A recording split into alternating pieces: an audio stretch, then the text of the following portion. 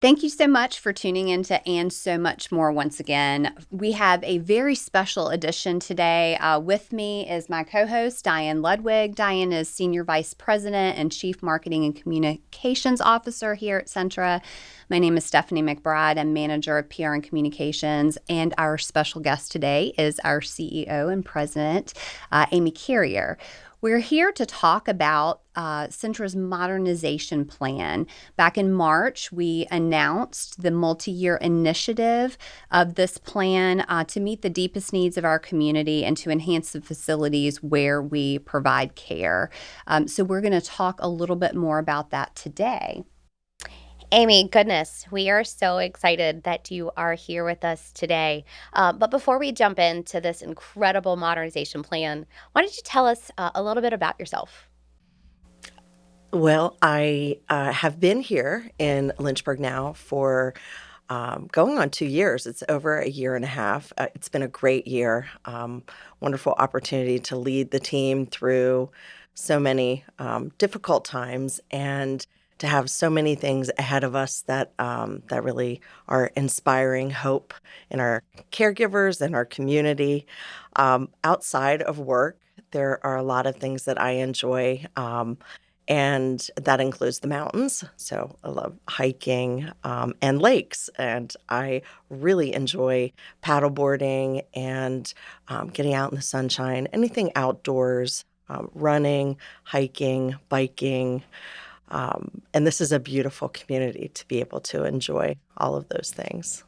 So, a little birdie told me, though, that you are also a yoga instructor. So, you list all these wonderful things, but you are also a trained yoga instructor. I am. I went through the training in September. It was part of actually rehabilitating my foot from an injury. And I found just so many benefits of yoga, from mindfulness and meditation to flexibility, improving bone density. I mean, there are so many wonderful benefits. And I thought it would be great if I could get my yoga certification and maybe bring that to our teams. So you never know what the future might hold. That's exciting. We'd love that. Absolutely. Well, let's dig into talking about the plan a little bit. Part of the announcement is the fact that this is a $500 million plan. It's the largest capital investment in the history of Centra. And so part of what the plan is really all about is our community. They're the heart of the plan, and a lot of what has been decided about this plan was based on the 2021 Community Health Needs Assessment and some of the needs that were identified there. Amy, can you tell us a little bit about the needs that were identified and then how the plan will address those? So, Stephanie, you are so right. The modernization plan is the biggest investment that we have made at Centra in a very long time.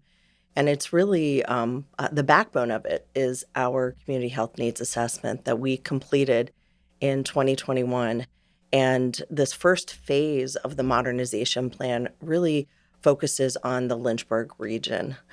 Within this region, we have 4 areas of priority that emerged from the voice of the community as part of that process. And those 4 areas of priority were access to care, access to behavioral health care, issues impacting children and child welfare, and lastly, chronic conditions.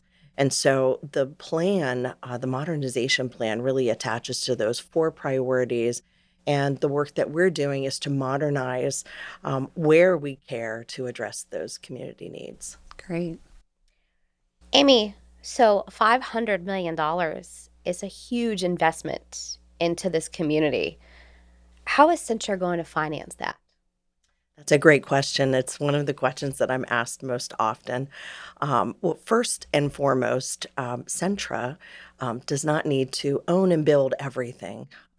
We have assets in terms of the land that Centra owns, And we have fantastic partners that we work with, such as Remedy, who is the company that we're partnering with on our medical office buildings. They've made, in the past, investments in other communities and partnering in this way to develop really beautiful, comprehensive medical office buildings. And other partners, for example, with LifePoint Health, we talked with them at first about our acute rehab needs. And as we were talking more and more about the acute rehabilitation hospital on the Simons Run campus, we also had an opportunity to learn about the over 27 behavioral health facilities that they have built and operate in 26 states. So they are really emerging as a leader in specialty care, which aligned very well with our desire to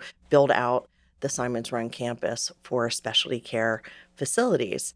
And so we shoulder some of the burden of the capital investment through our partnerships, although there are pieces of the investment that we really take on solely as at Centra, and that is in particular the work that we're doing on the Lynchburg General Hospital campus. That work includes the expansion of our parking, which should really please the community. It also includes the construction of the new emergency department and the tower that will be above the emergency department. And we're very fortunate that we were able to refinance our bonds in 2021, just before the rate hikes happened. And so, with a very good bond rating, we were very successful in refinancing those, and we're able to have a really low interest rate, which allows us to be stable financially and also make the investments that we need to make on this campus to modernize care here. Before, Stephanie, you asked your question, I notice you use the word partner a lot. And as we partner with our community to live their best life, how important those joint ventures and those partnerships that we have in our community. So that's really exciting. Thank you for sharing that. Yeah. Thank you. I have to jump in here and say that we're so fortunate. We have so many partners who, whether it's through being an ambassador for Centra and the excellent care that we provide, or probably one of our most important partners is the Centra Foundation. And the work of our foundation leaders is really part of how we will finance this project as well. I know that there are many in the community who I've talked to already that are so excited and are asking me, how do we become a part of this? And so I think the best way to do that is really to connect through the Centra Foundation. And our viewers can certainly find out more about partnering with the Centra Foundation by visiting our website at centrahealth.com, and you can search Foundation. And if you want to know more about how you can partner with us in this project, you can go there. So thank you for that, Amy. One of the most exciting and most recent announcements is the mother-baby move to the Northeast Care Tower. So from Virginia Baptist to Lynchburg General. Tell us a little bit about that and really the heart behind that. So I think the community has been talking about the possibility of this move for mother baby, really for almost, if not more than a decade. And I think that the plan we have for mother baby in the new tower really honors the legacy of excellent care that we have had at Virginia Baptist Hospital now for almost 100 years.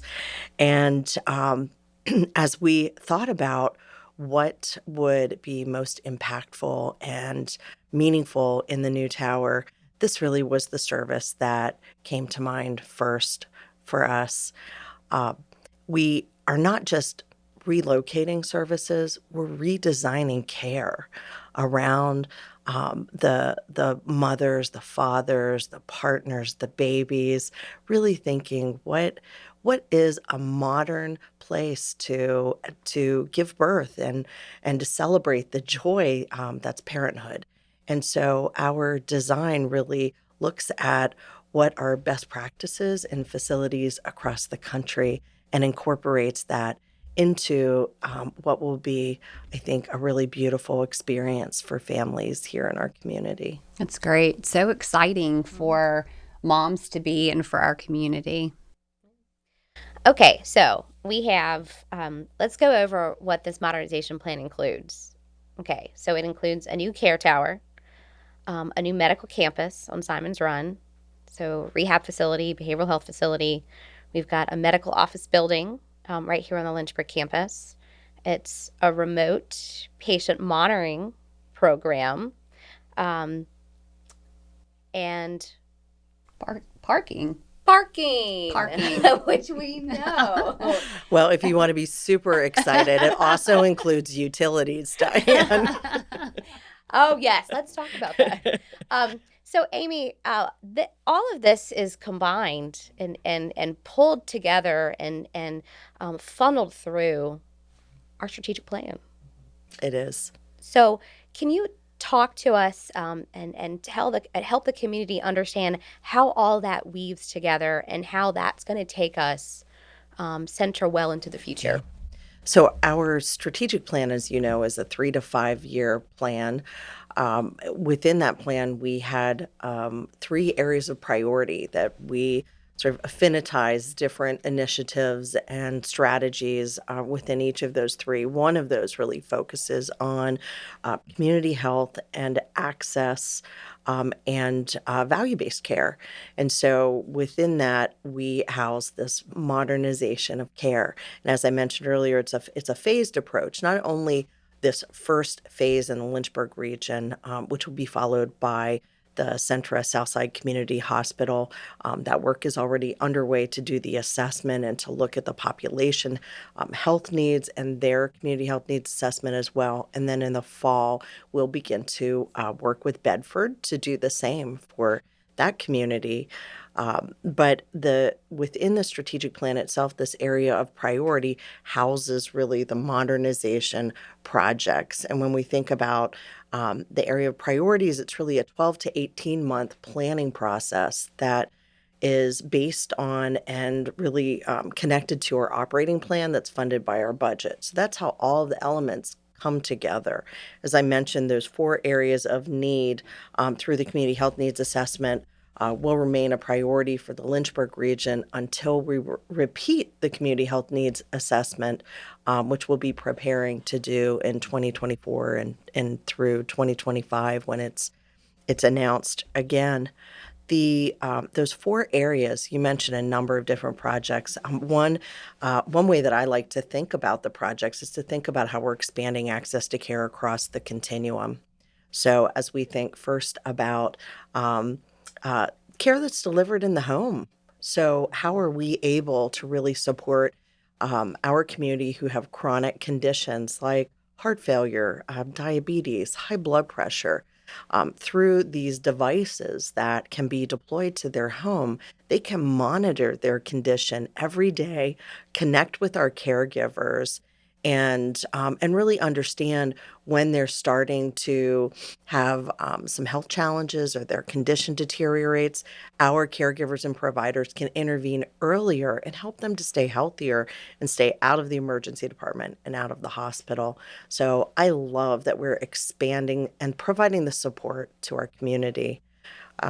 As we think about access again in the ambulatory space, that medical office building will house a number of services, including the home for our comprehensive brain and spine. So, thinking about neuro sciences, neurology, neurosurgery, therapy, diagnostics, all of those will come together around the patient, much in the same way that we've done it in the past with the Pearson Cancer Center and with the Heart and Vascular Institute. So we're really excited to create this modern home for brain and spine. There will be other surgical specialties there and other outpatient services as well. And the land that we're building this on really does give us an opportunity in the future for expansion as it's needed and allows us to begin to decompress what can be a really complex and hard to navigate campus. So, shifting and thinking about how we deliver outpatient care in a way that's easier for our patients to navigate.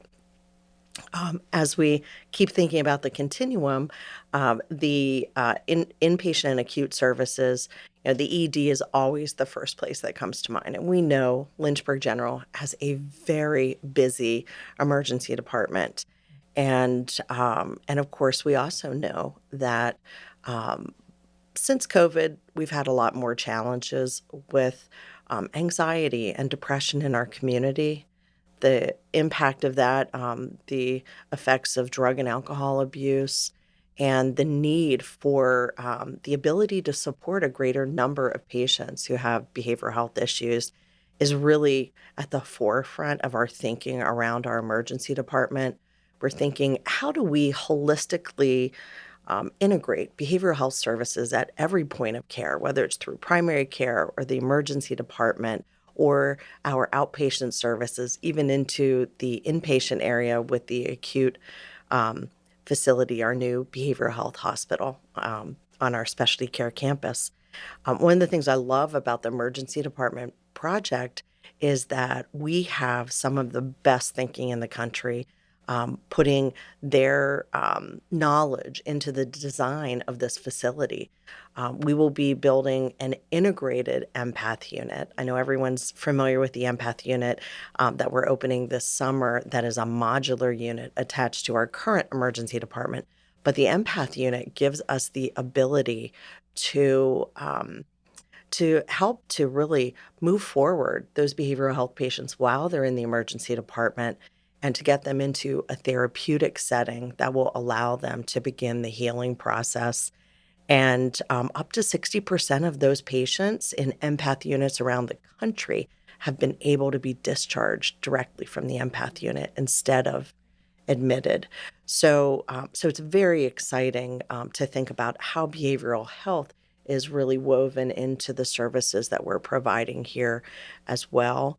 And then lastly, as we think about inpatient facilities, of course, the new tower, it gives us not only a new home for mother baby, but it also gives us expansion space so that we can start to think about how we design care within our facility to really enhance flow and enhance our patient and our family's experience. I think that will begin at the front door with the parking. So all of the parking will be for patients and visitors in the very front of our building, making it much easier for them.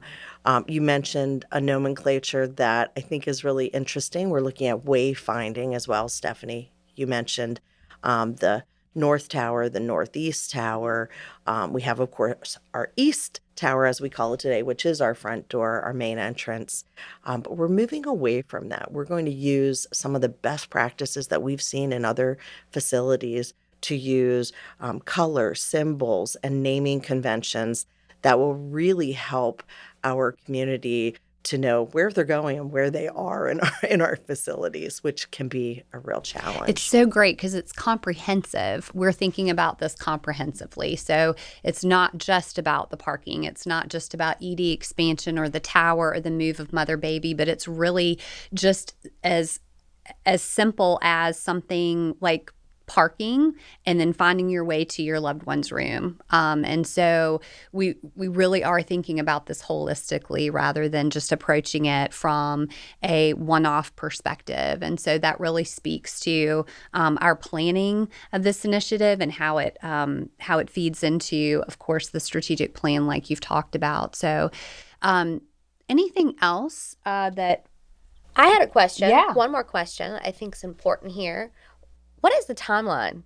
Oh, When is all this going to come to fruition? It's a great question, Diane. It's a long timeline because we have so many projects that we're doing. We anticipate that this will keep us busy through 2027. Right now, we are working with our design teams. Some of our projects will be enabling projects, so might be visible signs to our community a little bit earlier. Some of those are already underway. We have parking expansion underway. We'll be doing some of the utilities work for our new central energy plant. We will likely have a shorter timeline on some of the projects that are off campus because that helps us again to decompress the Lynchburg General Campus as we think about the projects that will happen there. So we will see signs of the medical office building, signs of site development, and preparation for construction out at Simon's Run. And those facility projects are probably 2.5 to 3 years. When we look at the emergency department in the tower, that's at least a 4.5 year project. However, the good news is that some projects are already underway, like our central command, our central transport, the telehealth services that we have, some of the virtual services that we're providing, virtual sitters. That's the beginning of virtual nursing. And of course, on March 6th, we went live with the home-based monitoring, which is really exciting. Amy, anything else that you would want to add that we have not covered that you would want our viewers to know? I think just that we're so appreciative of their support of Centra throughout the years. We are really excited about this project and the long-term sustainability of Centra, the excellent care of our providers and caregivers, and this rich foundation that we have, the legacy of excellent care that we're going to build on. And so I'm very thankful for the support of our community and those that have reached out to me who have said, we're so proud of the work that Centra is doing. I want to say thank you to the community. I want to say thank you to our providers and our caregivers for the hard but meaningful work that they do every day. What an exciting time to be part of Centra and part of our community. Viewers, thank you so much for tuning in today. To learn more about our modernization program and plan, you can go to centrahealth.com/modernization. As we develop over the next 3, 4, 5 years, we will continue to message as we break ground and as doors open and all of the different facets of this plan that will come to fruition. And so we invite you to stay tuned and to follow along with us. But otherwise, we thank you for tuning in and we hope you have a great day.